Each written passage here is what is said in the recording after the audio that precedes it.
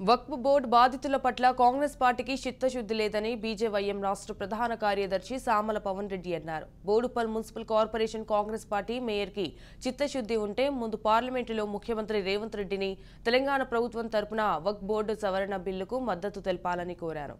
ఆ తర్వాత బోడుపల్ వక్ఫ్ బోర్డు 7,000 కుటుంబాల బాధితుల సమస్యల పట్ల మాట్లాడండి, అంతేగాని ఓటు బ్యాంకు రాజకీయాలు చేయొద్దని తెలిపారు. ప్రజల పక్షాన ప్రజల కోసం వక్ఫ్ బోర్డు సమస్యలపై ఏ రాజకీయ పార్టీ పనిచేయనంతగా బీజేపీ పార్టీ సమస్యలపై పోరాటం చేస్తుందని అన్నారు.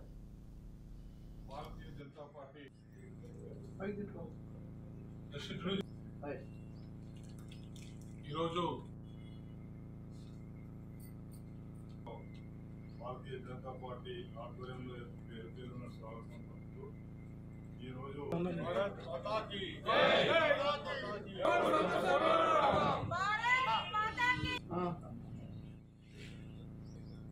భారతీయ జనతా పార్టీ గత 6-7 సంవత్సరాలుగా ఈ యొక్క వక్ఫ్ బోర్డు సమస్య బోడుపల్లోనే కాదు తెలంగాణ రాష్ట్రంలోనూ భారతదేశంలోనూ సామాన్య ప్రజలను ఎంతగానో పీడిస్తున్నటువంటి సమస్య.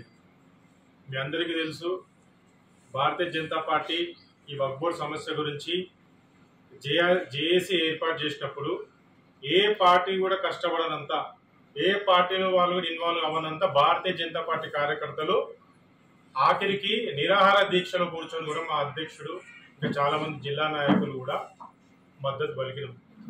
ఆ రోజున పార్టీ తరఫున కాదు, జేఏసీ తరఫున పోతే అందరూ ఏకమై సాధిస్తాం, ఈ యొక్క సమస్యను మనం తీరుస్తామని అనుకున్నాం. కానీ ఆ జేఏసీలో ఉన్నటువంటి కొంతమంది వ్యక్తులు సొంత స్వలాభాల కోసం పార్టీలు మారుస్తూ, ఉసర్వెల్లి లెక్క పార్టీ రంగులు మారుస్తూ డబ్బులకు ఆశపడి సామాన్యమైన ప్రజలు 6,000 కుటుంబాల యొక్క గోస ఎమ్మడి వేసుకొని ఆ రోజున ఎవరికి చెప్ప పెట్టకుండా అసెంబ్లీ ఎలక్షన్స్ అప్పుడు బీఆర్ఎస్లో చేరిండ్రు. మరి ఆ రోజు బీఆర్ఎస్లో చేరినప్పుడు అడిగితే ఏమన్నారు ఆ జేఏసీ వాళ్ళు, అందులో ఉన్నటువంటి కొంతమంది నాయకులు, మేము మల్లారెడ్డి గారు ఈ యొక్క వక్ఫ్ బోర్డు సమస్య తీరుస్తున్నారు కాబట్టి అందులోకి వెళ్ళినామని చెప్పి ఆ రోజున నామినేషన్ వేసినటువంటి 60 మంది జేఏసీ కుటుంబాలను విత్డ్రా చేయించారు.